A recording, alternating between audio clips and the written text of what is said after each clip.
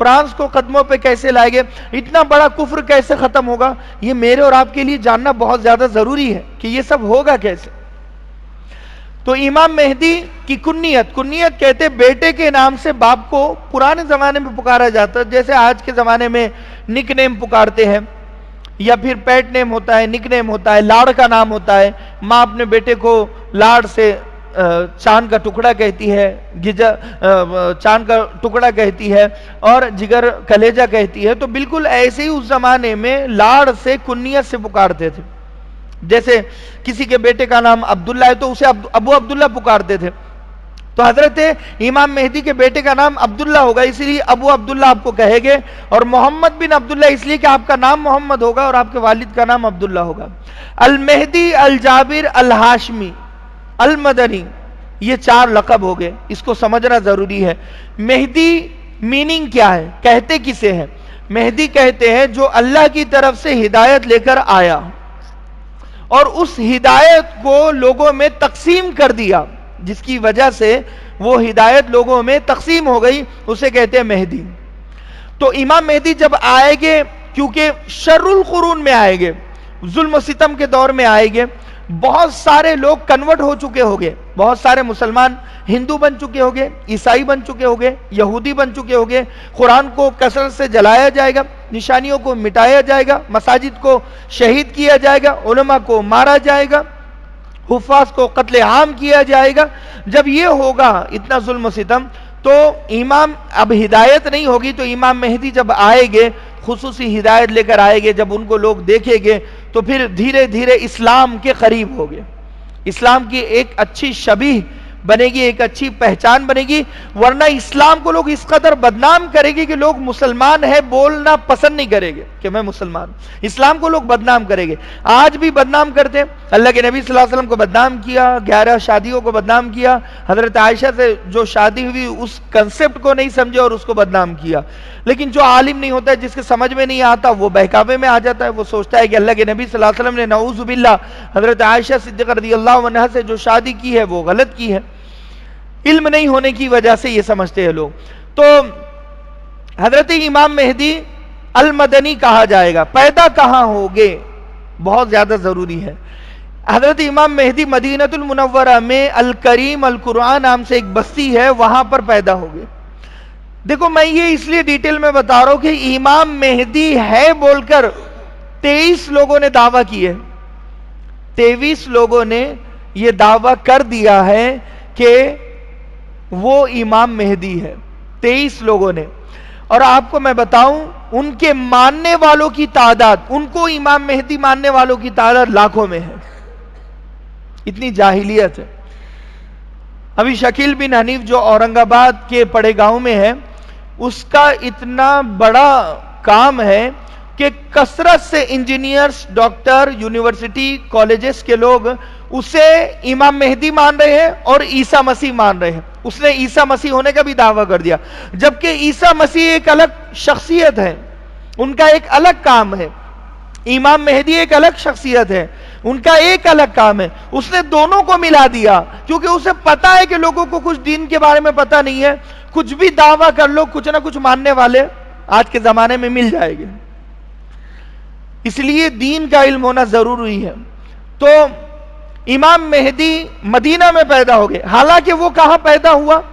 شکیل بن حنیف دربھنگا بہار میں پیدا ہوا، وہاں ایک چھوٹے سے گاؤں میں۔ اب لوگوں کو اگر پتا ہوتا کہ امام مہدی مدینہ میں پیدا ہو گئے تو بھائی تو یو پی کا ہے، بہار کا ہے، تو امام مہدی کیسے ہو سکتا ہے؟ امام مہدی کا مشن ہوگا کہ وہ جنگ لڑے گے، میں آپ کو بتاؤں گا دھیرے دھیرے وہ، اسی لیے ضروری ہے جاننا المدنی۔ الہاشمی کیوں کہتے ہیں آپ کو؟ اس لیے کہ ہاشمی خاندان کے ہوگے، یعنی نبی کے خاندان سے آپ کا، بنو ہاشم سے آپ کا تعلق ہوگا۔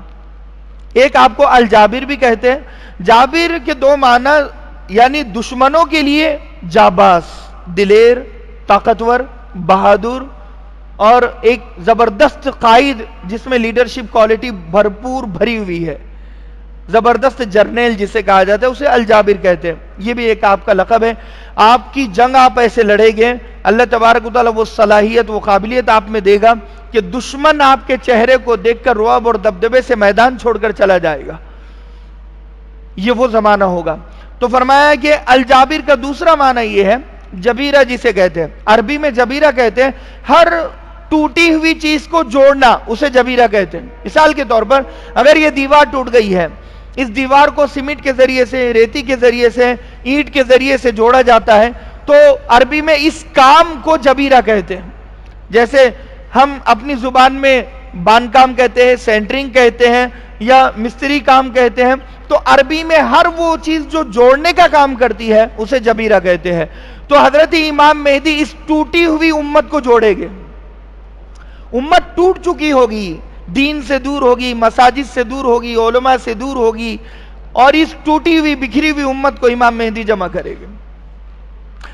امام مہدی کی حفاظت اللہ تبارک و تعالیٰ نے کس طرح کیا؟ ایک آپ کا نام محمد بن عبداللہ، کہ یہودیوں کو بھی پتا چل گیا کہ ایک ایسا پیدا ہونے والا ہے جو دجال کی چالوں کو ناکام کرے گا اور ہماری چالوں کو ناکام کرے گا۔ انہوں نے حضرت امام مہدی کا پتہ لگانے کی کوشش کی، مگر وہ ناکام رہے۔ کیوں؟ جیسے حضرت فرعون کے زمانے میں حضرت موسیٰ علیہ السلام کے بارے میں اسے پتہ چل گیا تھا، ان نجومیوں نے بتایا تھا، بھوشیہ بتانے والوں نے، کہ ایک ایسا بچہ پیدا ہوگا جو بچہ تیری بادشاہت کو ختم کر دے گا۔ تو فرعون نے اس بچے کو بڑا ہونے نہیں دے گے، اس چکر میں 3000 بچوں کو قتل کیا ہے۔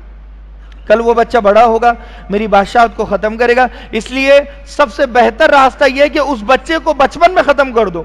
بالکل یہی تھنکنگ اور سوچ آج دشمنوں کی ہے، دجال کے لشکروں کی ہے، اسلام کے دشمنوں کی ہے، کہ بھئی جو اسلام کو آباد کرنے والا ہے، جو ہماری چالوں کو ناکام کرنے والا ہے، پلاننگ کو ناکام کرنے والا ہے، اسے ٹریس کرو، اسے پکڑو اور اسے مار دو۔ لیکن اللہ نے نام کو حفاظت کا ذریعہ بنایا کہ سعودی میں اگر آپ جائیں گے، محمد بن عبداللہ تلاش کریں گے تو آپ کو ہزاروں مل جائے گے۔ ایک چیز یہ۔ دوسری چیز یہ ہے کہ حضرت امام مہدی کو بچپن سے خود بھی پتہ نہیں ہوگا کہ وہ امام مہدی ہوگے۔ 40 سال کی عمر میں جب وہ رات کو سوئے گے تو اچانک اللہ تبارک و تعالیٰ ایک خواب کے ذریعے سے ان کے اندر مہدویت کو منتقل کرے گا، اور وہ صبح ہو کر انہیں پتہ چلے گا کہ اب میں امام مہدی بن چکا ہوں۔ یہ کیوں کیا؟ جیسے نبی ہے، نبی کو 40 سال میں نبوت ملتی ہے، 40 سال پہلے نبی کو خود پتہ نہیں ہوتا کہ میں نبی بننے والا ہوں، یا کسی بھی نبی کو، ولی کو، قطب اور ابدال کو پتہ نہیں ہوتا، کچھ سمٹمز اور کچھ نشانیاں ہوتی ہیں۔ اسی طریقے سے امام مہدی کو خود بھی پتہ نہیں چلے گا کہ وہ خود امام مہدی ہے۔ 40 سال میں جب وہ رات کو سوئے گے تو اچانک انہیں اللہ تبارک و تعالیٰ اس مقام، اس درجے پر پہنچائے گا۔ اب مقام اور درجہ کون سا ہے آپ کا، یہ بھی ضروری ہے۔ 4 درجے ہیں، جس میں سے بیچ کا درجہ حضرت امام مہدی کا ہے۔ اولئک الذین انعم اللہ علیہم من النبیین والصدیقین والشہداء والصالحین۔ فرمایا کہ نبوت کا ایک درجہ ہے، اب وہ ختم ہو گیا، اب نبی کوئی نہیں بننے والا۔ ایک درجہ صحابیت کا ہے، وہ بھی ختم ہو گیا، اب کوئی بننے والا نہیں، کیونکہ نبی کی سہایتا کرنے والا، مدد کرنے والا، نبی کو سپورٹ کرنے والا، سپورٹیبل سسٹم بننے والا، اسے کہتے صحابی، وہ دور بھی ختم ہو گیا۔ تیسرا ہے نیک لوگ اور شہید۔ تو حضرت امام مہدی کا مقام اور مرتبہ یہ نیک لوگوں کے اوپر ہو گئے، یعنی حضرت امام مہدی نبی نہیں ہو گئے، صحابی نہیں ہو گئے، مگر نبی اور صحابی کے بعد جو بڑا درجہ ہے وہ آپ کا درجہ اور مقام ہوگا حضرت امام مہدی علیہ رضوان کا۔ رضی اللہ عنہم کیوں بولتے ہیں آپ کو؟ کیونکہ یہ تو صحابہ کے آگے لگتا ہے رضی اللہ عنہم، ان کو بھی رضی اللہ عنہم کہا جائے گا۔ کیوں؟ کیونکہ 3 دلیلوں سے کسی کو رضی اللہ عنہم کہہ سکتے ہیں۔ پہلی چیز ہے کہ ایمان پر زندگی ثابت ہو، دوسری چیز ہے ایمان پر موت ثابت ہو، تیسری چیز ہے ایمان پر گواہی دلیل قوی سے ثابت ہو، یعنی کوئی مضبوط آدمی یہ کہے کہ یہ ایمان والا ہے۔ تو یہ 3 چیز امام مہدی کے بارے میں اللہ کے نبی نے بیان کی ہے۔ اللہ کے نبی سے مضبوط کوئی ہے؟ اور مضبوط کیا جائے؟ اسی لیے آپ کو رضی اللہ عنہم کہا جاتا ہے۔ یہ ہمیں پتہ چل گیا۔ حضرت امام مہدی کا حلیہ کیسے ہوگا؟ بال گھنگریالی ہوگے، چہرہ نبی برحق صلی اللہ علیہ وسلم کے جیسا ہوگا۔ اللہ کے نبی نے فرمایا اجل الجبہہ، پیشانی چوڑی ہوگی، اقلن الفا، آپ کی ناک کھڑی ہوگی، فی لسانی شیء، آپ کی زبان میں لکنت ہوگی، ٹھہر ٹھہر کر بات کرے گی، جیسے حضرت موسیٰ علیہ السلام کی زبان میں لکنت تھی، ٹھہر ٹھہر کر بات کیا کرتے تھے، ویسے حضرت امام مہدی کا حال ہوگا۔ اب سب سے بڑی بات یہ ہے کہ علامت کیا ہے کہ یہ کون سے زمانے میں آئے گی. پہلی علامت یہ ہے تحل الفقر والغربہ، غربت اور مہنگائی عام ہو جائے گی. آج غریبی زیادہ ہو گئی ہے، بہت زیادہ غریبی ہو چکی ہے. آج غربت ہر گھر میں، ہر کھڑکی میں ہے. لوگوں کو غریب بننے سے نفرت ہو چکی ہے. اللہ کے نبی صلی اللہ علیہ وسلم نے غریبی کو خود پسند کیا تھا، اس لیے کہ اللہ کے نبی کو غریبی پسند تھی. اللہ کے نبی کے سامنے دو برتن رکھے گئے، ایک میں دولت شہرت رکھی گئی، ایک میں اللہ کے نبی کے سامنے غربت اور فاقہ رکھا گیا. اللہ کے نبی نے غربت کو بائی چوائس پسند کیا ہے، خود اپنی پسند سے غریب بنے اللہ کے نبی. آج آپ کسی کو پوچھ لیجئے کہ بھئی آپ اپنی پسند سے غریب بننا چاہتے ہیں یا امیر بننا چاہتے ہیں، تو شاید ہی کوئی ہوگا جو اپنی پسند سے غریب بننا چاہتا ہے. ہر شخص اپنی پسند سے کروڑ پتی لکھ پتی بننا چاہتا ہے، مالدار بننا چاہتا ہے. تو وہ زمانہ کون سے زمانے میں آئے گے؟ فرمایا مہنگائی بہت زیادہ. کتنی مہنگائی ہو گئی؟ اناج پر جی ایس ٹی لگ چکی ہے، اب بس سانس لینے پر قیمت لینا باقی ہے. اتنی مہنگائی ہو چکی ہے. اس کا مطلب یہ علامت پوری ہو چکی ہے. دوسری علامت ہے دریائے فرات خشک ہو جائے گا. دریائے فرات کہتے کسے ہیں؟ ترکی میں ایک بڑا دریا ہے جو آرمینیا میں برفیلے پہاڑ ہے، وہ برف پگھلتی ہے تو ترکی میں ایک سمندر بنتا ہے. اس دریا اور اس سمندر کو دریائے فرات کہتے ہیں. وہ دریا بہتا ہے، وہ بہ کر آگے عراق کو پانی پہنچاتا ہے، عراق کو سیراب کرتا ہے، پھر آگے بڑھ کر بحر تبریہ میں گر جاتا ہے. بحر تبریہ اسے کہتے ہیں جہاں 7 سمندروں کا پانی جمع ہوتا ہے. بات سمجھ میں آ گئی؟ میں ڈیٹیل میں اس لیے بتا رہا ہوں کہ کچھ لوگوں کو سمجھ میں نہیں آتا، اس لیے تفصیل سے بتا رہا ہوں، اللہ کرے بات سمجھ میں آ جائے. تو ترکی اور عراق کی آپس میں جنگ ہے. ترکی کہتا ہے کہ یہ میرا پانی ہے، میں تجھے دریائے فرات کا پانی پینے نہیں دوں گا. عراق پانی مانگتا ہے مگر وہ دیتا نہیں ہے. بالکل ایسے ہی جیسے انڈیا پاکستان کا مسئلہ ہے. انڈیا اور پاکستان کا کمپرومائز اس شرط پر ہوا تھا کہ جب بھی پاکستان کو پانی کی ضرورت پڑے گی انڈیا کو دینا پڑے گا، کیونکہ جغرافیائی اعتبار سے انڈیا کے پاس سمندر اور دریا کے راستے بنے ہوئے ہیں. پاکستان کو ایک الگ حصہ دیا گیا تھا.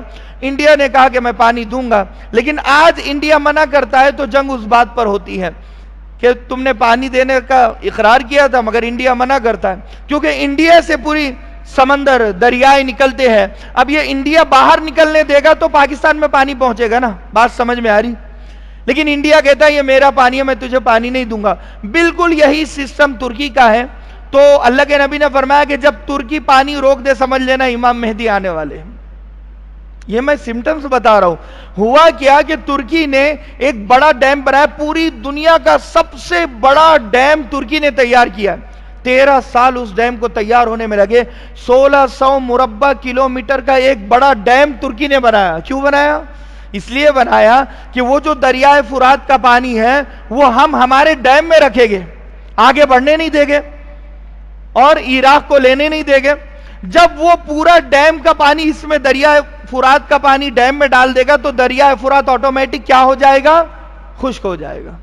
بات سمجھ میں آ رہی؟ تو وہ جو ڈیم ہے وہ تیار ہو چکا ہے. اب کچھ دنوں سے وہ ڈیم میں پانی ترکی اتارے گا. تو یہ دوسری نشانی انشاءاللہ عنقریب پوری ہو جائے گی. تیسری چیز ہے ایک چین ہے، اسے سمجھنا پڑے گا، یعنی ایک زنجیر ہے علامتوں کی. شعبان، رمضان، شوال، ذی القعدہ، ذی الحجہ.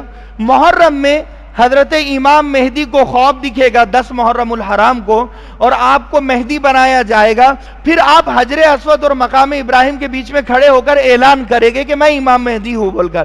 اس پروسیس سے 5 مہینے پہلے علامتیں اور نشانیاں ہیں کہ وہ کون سا محرم ہوگا. یہ بھی تو پتہ چلے نا. محرم میں 10 محرم ہے، لیکن 2022 کا ہے، 23 کا ہے، 24 کا ہے، یا 2070 کا، 2090 کا ہے. وہ محرم کون سا ہوگا یہ بھی حدیث میں بتایا ہے کہ اس سے پہلے تم سمجھ لینا ہر مہینے میں یہ ہوگا. کیا کیا ہوگا؟ شعبان. اس محرم سے پہلے والے شعبان میں کیا ہوگا؟ 5 مہینے پہلے بتا رہا ہوں، ہر مہینے کی الگ الگ نشانیاں آسانی سمجھ میں آ جائے.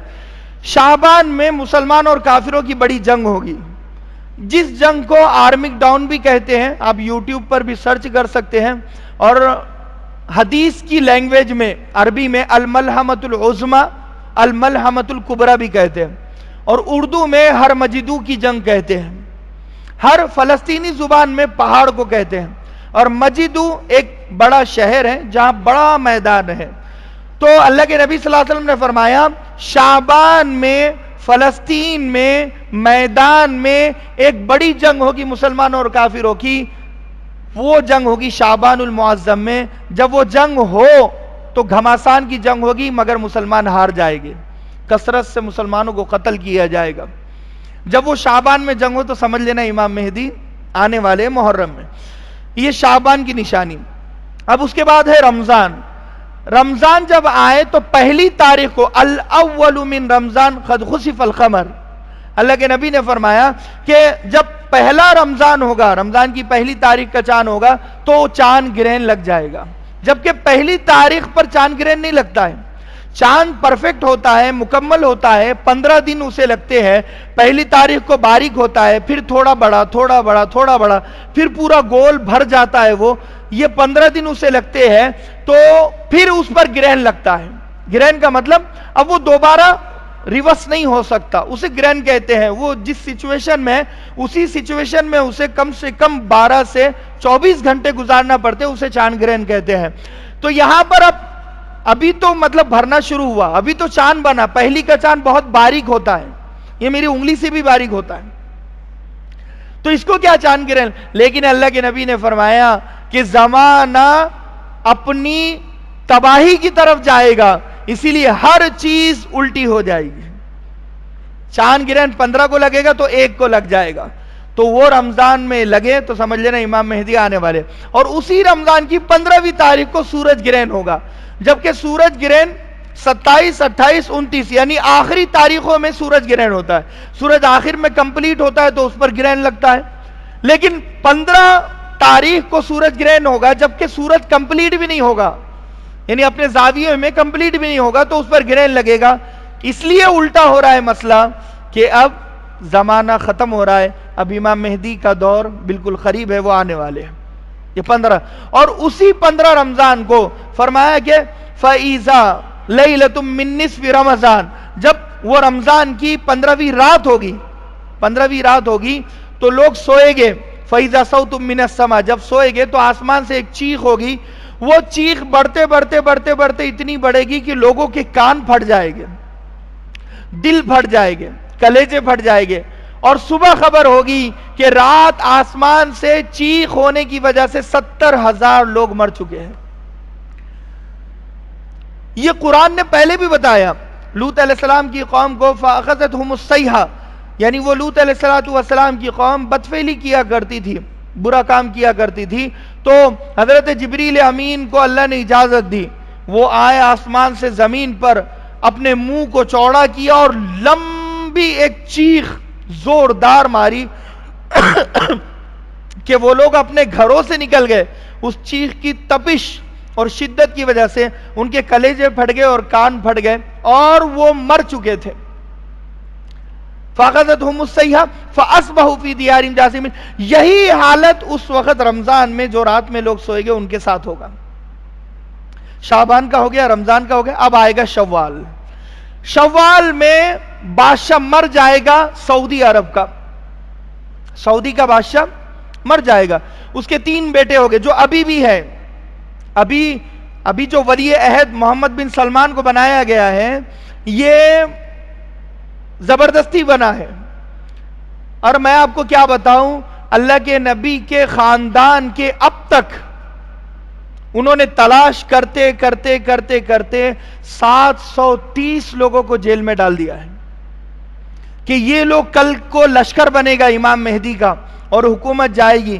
وہ لوگ ٹریس کر رہے ہیں کہ کون ہاشمی، کون نبی کے خاندان کا ہے، کون آگے جا کے بہادر جنگجو بن سکتا ہے، ہمارے لیے خطرہ بن سکتا ہے. محمد بن سلمان کی فوج اور اس سے پہلے عبدالعزیز کی فوج نے تلاش کیا اور آل رسول کے 730 لوگ آج جیل میں ہیں. اتنا اہم ترین یہ ٹاپک اور مسئلہ ہے. تو لہٰذا وہ بادشاہ مرے گا شوال میں اور وہ 3 شہزادے بادشاہ بننے کے لیے لڑے گے. آج تو مل کر رہ رہے وہ تینوں. ایک کو اس نے وزیر خزانہ بنا دیا، ایک کو بادشاہ بنا دیا اور ایک کو وزیر دفاع بنا دیا. تین بیٹوں کو الگ الگ عہدے دے دیے، مگر اس زمانے میں تینوں بھی جنگ لڑے گے کہ بادشاہ ہم کو بننا ہے. تو تین طرح کے لوگ، تین کیٹیگریز کے لوگ پھیل جائیں گے. تو شوال میں جنگ ہوگی، نتیجہ یہ ہوگا کہ قافلوں کو لوٹا جائے گا، کیونکہ بہت سارے لوگ شوال سے حج کی تیاری میں سعودی کے قریب آنا چاہیں گے، تو سعودی کا حال یہ ہوگا کہ جو حج پر آئے گے لوگ انہیں لوٹ لیا جائے گا، قافلوں کو لوٹ لیا جائے گا. یہ ذی القعدہ کی نشانی، شوال کے بعد ذی القعدہ میں قافلوں کو لوٹا جائے گا حجاج کرام کے. اور کیا ہوگا؟ فرمایا اللہ کے نبی صلی اللہ علیہ وسلم نے، مینا کی وادی میں حاجی آپس میں لڑے گے کہ اسے بادشاہ بننا چاہیے، اسے بادشاہ بننا چاہیے، جیسے پارٹی ورکرز آپس میں لڑتے ہیں. کوئی اگر ایم آئی ایم کا ہے تو وہ اس کو بڑا بنا رہا ہے، کوئی بی جے پی کا اس کو بڑا بنا رہا ہے، کوئی کانگریس کا ہے وہ اس کو اپنی پارٹی کو بڑا بنا رہا ہے، آپس میں لڑ رہے ہیں. بالکل اسی طریقے سے تین شہزادوں کی تین پارٹیاں ہو جائے گی، تین پارٹیوں کا سمرتھن کرنے میں لوگ ایک دوسرے کو قتل و غارت گیری کرے گے، قتل کرے گے اور مارے گے. یہ مینا کی وادی، اللہ کے نبی صلی اللہ علیہ وسلم فرمایا، میں اپنی نبوت کی آنکھ سے دیکھ رہا ہوں کہ پورا مینا میری امت کے خون سے بھرا ہوا ہے، پوری مینا کی وادی بھری ہوئی ہے. یہ ہوگا ذی القعدہ میں. اب جب ذی الحجہ یعنی حج کے موسم میں یہ ہوگا، اب قتل و قتال عام ہو جائے گا، تو پھر ذی الحجہ میں بغیر بادشاہ کے حج پر آئے گے لوگ. اب ہوگے 7 بڑے علماء. یہ بہت اہم بات ہے سمجھنے کی، اللہ کرے بات سمجھ میں آ جائے. پوری دنیا میں اللہ کے نبی صلی اللہ علیہ وسلم فرمایا کہ میری امت میں 70 ابدال ہو گئے. ابدال کسے کہتے ہیں؟ جو ولی سے بڑا ہوتا ہے، قطب سے بڑا ہوتا ہے. ولی ہوتا ہے، قطب ہوتا ہے، پھر ابدال ہوتا ہے. ابدال اسے کہتے ہیں جس کا بدل کوئی نہیں ہوتا. ابدال کی ایک اور نشانی ہے کہ ایک قدم اس کا فلا جگہ تو دوسرا قدم فلا ہوتا ہے. یعنی ایک قدم، مثال کے طور پر، یہ پھینکنے کی بات نہیں بتا رہا ہوں میں، آپ کو سمٹمز اور نشانیاں بتا رہا ہوں، اللہ کرے بات سمجھ میں آ جائے.